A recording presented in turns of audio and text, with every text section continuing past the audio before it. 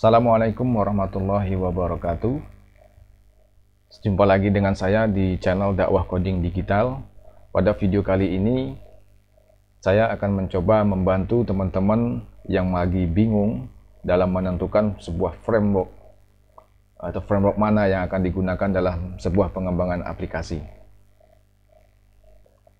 Sebelum kita melanjutkan video kita kali ini, jangan lupa subscribe, like, dan share video ini kepada teman-teman. Baik, apa itu Y2 Framework? Y2 Framework adalah akronim dari sebuah kalimat Yes It Is. Y merupakan framework PHP yang cepat, aman, dan efisien. Nah, kenapa cepat? Karena Y menyediakan fitur-fitur instan, meminimalisir menulis coding, kemudian aman. By default, framework ini memang sudah didesain untuk memberikan kemudahan kepada pengguna yang akan mengembangkan sebuah aplikasi bahwa Y didesain dengan standar keamanan. Kemudian efisien. Y merupakan sebuah framework pemrograman web yang umum. Y dapat digunakan untuk mengembangkan berbagai jenis aplikasi berbasis web yang menggunakan bahasa pemrograman PHP. Arsitekturnya yang berbasis komponen dan dukungan caching yang bagus, ini sangat cocok untuk mengembangkan aplikasi dengan skala besar seperti portal, forum, CMS, e-commerce, kemudian layanan web atau web service seperti REST dan lain sebagainya.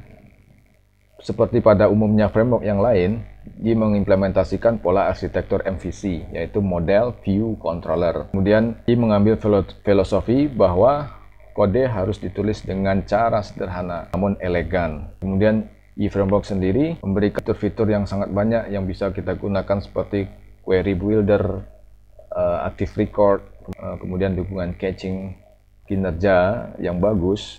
Itu merupakan suatu tujuan utama dari Y. Kenapa saya memilih Y? Karena dukungannya selalu ada terhadap framework Y. Misalkan ketika terjadi sesuatu hal, misalkan apa yang diupdate, kita selalu bisa mengupdate-nya tanpa kita harus merubah coding yang lain. Selanjutnya, kebutuhan yang perlu kita siapkan untuk belajar Y framework.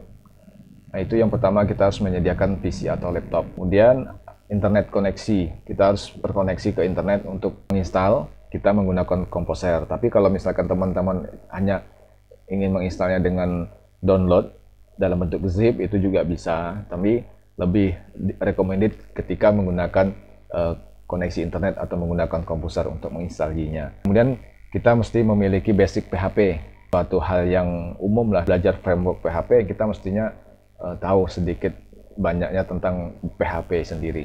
Kemudian akun GitHub, nah, kita harus memiliki akun. Kenapa demikian? Karena ketika pertama kali PC itu digunakan untuk menginstal Y menggunakan Composer, maka pada tahapan tertentu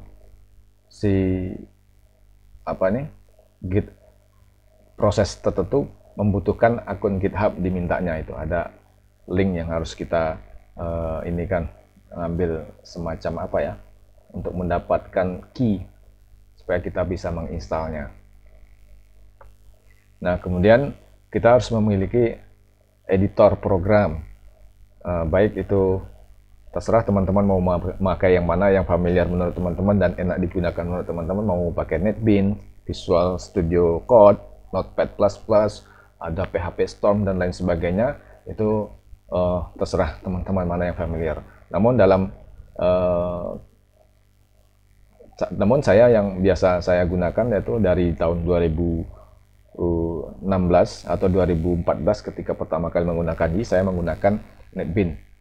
Ya, saya lebih familiar dengan NetBeans. Mungkin beberapa teman-teman mungkin ada yang agak nggak suka ya, karena NetBeans cukup lumayan berat kalau untuk diinstalkan ke laptop. Nah, kemudian selanjutnya juga kita harus menginstalkan di PC kita yaitu SAMPP. Nah, untuk best practice kita kali ini ke depannya nanti kita akan menggunakan PHP 7 karena PHP 5 sudah lewat. Yang kondisi kita existing saat ini adalah PHP 7.3 sekian.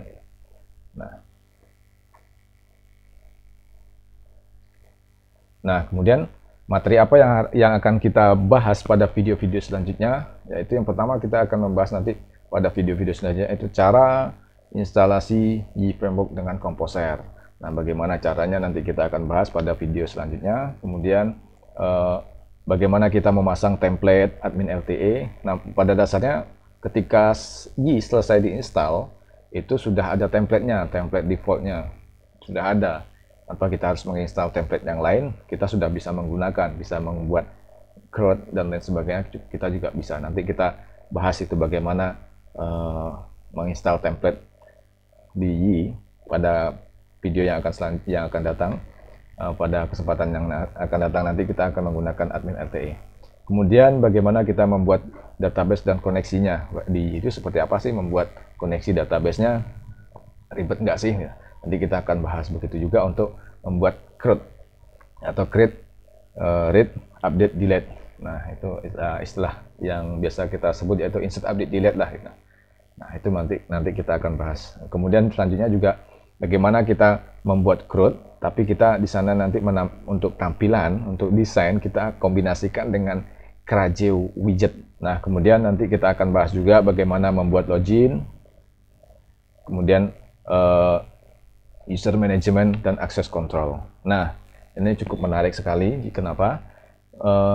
Yi selain menyediakan user management yang dan access control itu sebenarnya sudah disediakan Yi, namun demikian Yi tidak menutup kemungkinan kita untuk bereksplorasi untuk mengembangkan sendiri user manajemennya seperti apa. Nah, pada kesempatan nanti saya akan bahas seperti apa yang user management yang saya gunakan. Itu versi saya, bukan, sebenarnya ada versi yang lainnya yang tinggal kita install, namun belum memenuhi menurut saya itu belum memenuhi kebutuhan yang saya inginkan. Jadi makanya saya membuat sendiri, semacam user management dan access control sendiri. Namun itu kita menyesuaikan dengan kebutuhan-kebutuhan yang ada dan ini sangat kompatibel lah, kita bisa mengeksplor dan bisa menyesuaikan dengan kebutuhan kita. Nah, baik, cukup sekian video kita kali ini. Nanti kita akan sambung lagi dengan video-video selanjutnya mengenai materi-materi seperti yang saya sampaikan tersebut. Nah, jangan lupa subscribe, like, dan share video ini. Mudah-mudahan menjadi manfaat buat teman-teman dan sahabat-sahabat yang lain yang ingin mengetahui tentang Yi dan ingin belajar tentang Yi, atau yang masih galau menentukan framework PHP yang mana yang akan digunakan untuk mengembangkan sebuah aplikasi. Baik teman-teman, saya sudahi dulu. Wabillahi taufiq wal hidayah. Assalamualaikum warahmatullahi wabarakatuh.